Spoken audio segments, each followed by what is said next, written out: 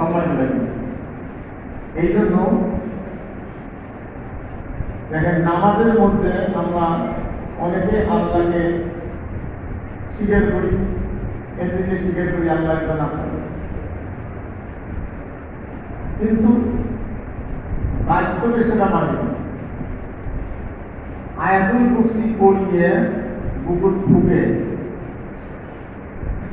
এটা আমিও কিন্তু ফুকি। এখন বলতে পারেন যাই না যাই, আমি ওকে অতটা ফেরালাতে যাবো না। একজন মৌলিক পেশে বলে এটা আরেক মৌলিক পেশে ফুকে যাওয়ার জন্য, তাহলে ফুকেলে এটা জাহান্নামী হবে। মানুষ আমরা দিলে ওই মৌলিক উত্তর দিলে তুমি আয়াতুল কুরসি পড়িয়ে ফুকেন, তাতে তুমি জাহান্নাম হবে না জান্নাত হবে, সেটা বলতে হবে। বুঝছেন না? কোরআনি আইন নাই সে ব্যাপারে প্রশ্ন নেই। অনেকদিন আগে পৌর বাজারে 2 মৌলিক ঝগড়া লাগছে, 5 ঘর দাঁড়াইছে। এরপর যে 3 দলে নিজের দলে খাড়া হয়ে পড়িস, আমি তো দাঁড়িয়েছি দেখে কি জবাব দেয়।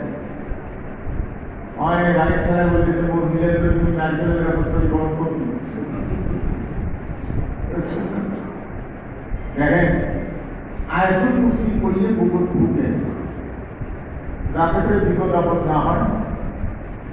আগের কিছু ফজিলতের কেতাব ফুকিয়ে থেকে লেখা ছিল, এখন হয়তো বইগুলি আছে, যে ফুকেলে লোকটা জান্নাতি হবে। তারপরে উপকার আছে, এগুলো ফজিলত পেয়েছে। আমি বলবো না যে উপকার হবে না, তাই বলে এটা নামাজের চেয়ে গুরুত্ব বেশি দেওয়া করা যাবে। এখন প্রশ্ন হলো যে লোকটা বুকুত ফুকেল, সে কি খয়া ফুকেল? শুধু আরবিতে সাপের মন্ত্রের মতো বলিয়ে বুকুত ফুকেল, কিন্তু ওখানে অর্থটা কি এটা সে নিজের ক্লিয়ার ব্যাখ্যা বিশ্লেষণ জানে না। সবাই জানে না, তা বলবো পরিবর্তনটা জানে না। কোরআনে আদর্শের বিরোধী, কোরআনের পক্ষের লোকদের বিরুদ্ধে জীবন দেয়। আবার নামাজ কালাম পড়ে আয়াতুল কুরসি পড়িয়ে বুকুত ফুকে।